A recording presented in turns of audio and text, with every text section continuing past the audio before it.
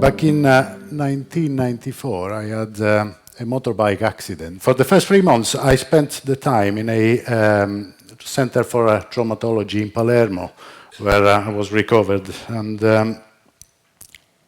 during that time, really, I could experience what it is like firsthand to be in an healthcare environment. This feasibility study for the main entrance of an acute hospital back in England gave me the opportunity to explore how do we support self-esteem. Having lived with the sound of Mediterranean Sea for most of my life, we integrated the sound of fountains at the entrance of the hospital. And that really was important for us, because we wanted to minimize the amount of noise that was coming from this main entrance to the city.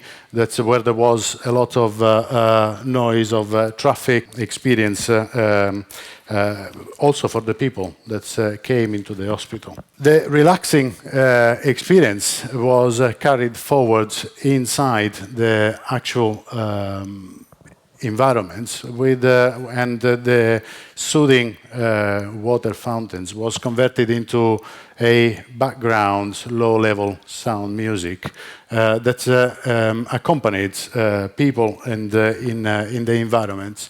And we know that music really has created an important impact on anxiety and depression, particularly with people with dementia or depression. So the sound of the music was really helping with that admission experience.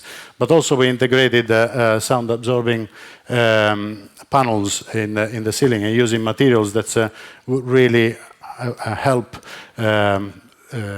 absorbing the noise of a very stressful environment and giving very much more the opportunity to relax. The wayfinding strategy is quite important, and particularly what we do is we use either views of landscapes to create associative images to an environment that make it more inviting.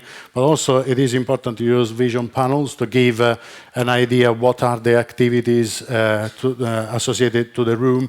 And in particular cases where there is an issue with sound, we've used the sound absorbing panels associated to the image.